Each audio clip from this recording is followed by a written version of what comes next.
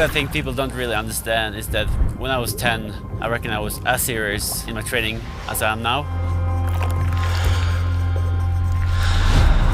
I've been training with world champions since I was a kid. It made the journey to elite a lot shorter and easier to understand.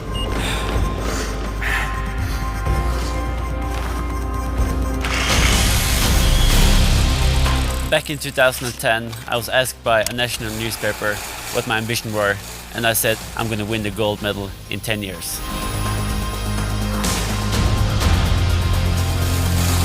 It's something I've been thinking about basically every day since.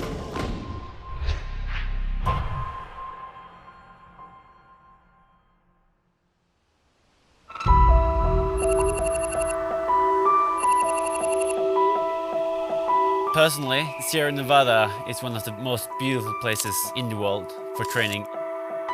It's basically just yourself and the mountains. This is what I really love.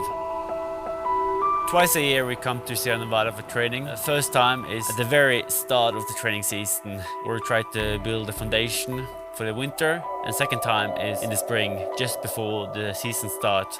It's actually my 12th time coming to Sierra Nevada. Almost feels like home.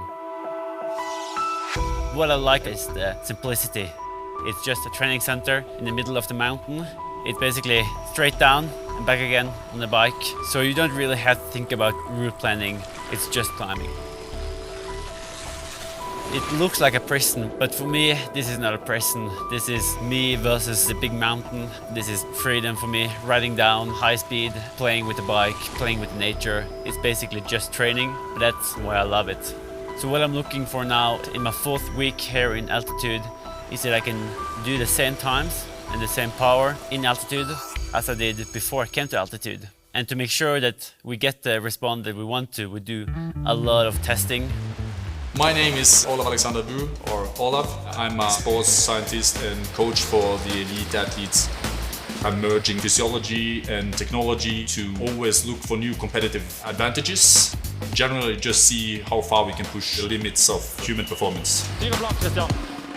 So the testing we do is world leading. It's not just about having a high bragging number. It's about understanding how the body is working so you can improve your results in competition. The reason for why we go here is that we are trying to increase the hemoglobin mass of the athletes. In elite athletes, getting enough oxygen out to the muscles is the main limiter for increasing their aerobic power. In order to increase this, what we have to do is to naturally try to do what everybody wants to do, and that is increasing the mass of blood that is capable of transporting oxygen out to the muscles. In the end, the only thing that matters is performance. What you do in a race. We can talk about power, but in the end, speed is the only thing that matters. Speed over time. What is speed? What is speed composed of? There are 2 different categories. The psychological aspect, the ability and willingness to really push and dig, and the other part being the physiological part, how you produce that speed over time. In order to understand how this is coming together, we need to measure. We need to break all these things into small bits and pieces and see where do we have things we can work on. Everything from the oxygen mask to lactate to muscle oxygen sensors is basically to understand how do you go from energy to biomechanical power, from biomechanical power to speed. What makes Kristian stand out from other athletes is that he is extremely determined, but he's pretty close to a machine where you can give him a task and he will execute them, and where maybe somebody would give in, he will still try to push a little bit more. If he doesn't succeed the first time, he doesn't stop.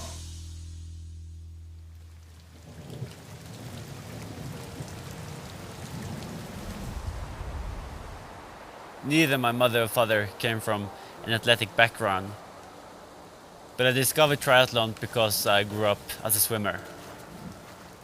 I used to swim with Vestkantssvømmerne. I wasn't the best swimmer and I was always struggling to keep up with the rest of the squad. I was lucky to be in the same team as one of the best swimmers in the country, who later became world champion.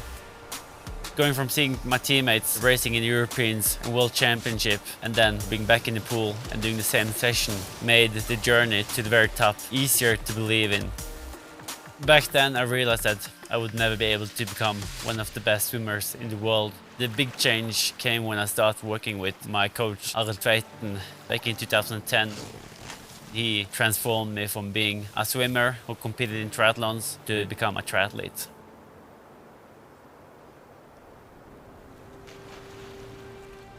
I would say that I've always been willing to put in the extra work, and I think because I didn't get the results from a young age, I thought that I didn't have the talent. It made me think if I should become one of the best, I really have to work harder.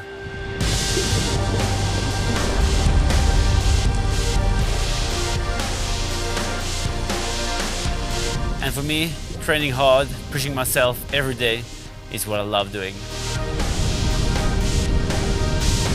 Stop caring about the results short term and start caring about the results long term. Even though my goal is to win the biggest races out there, I think teamwork is built into my DNA. It's no secret that I train with other world-leading athletes. It makes it easier training with a group because it makes the work the most normal thing on the planet. The chances to win the medal in the first place is quite small. Sharing the experience will actually increase my chances as well as increasing their chances. It's quite stupid to worry about the athletes from my own town when I'm facing athletes from the rest of the world. As far as I care, first I focus on taking on the world, and then I focus on taking on my teammates.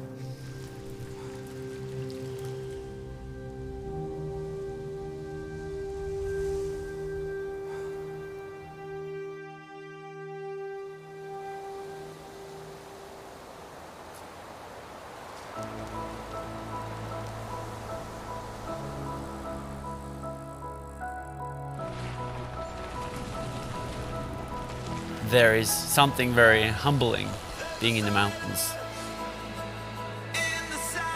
The vastness, the open space, you feel small, even lonely. All you know is that you have 2 hours of climbing ahead of you, so you have to knuckle down and take on the mountain.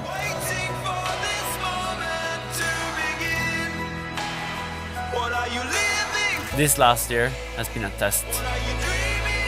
What athletes got knocked by the pandemic and which athlete stood up?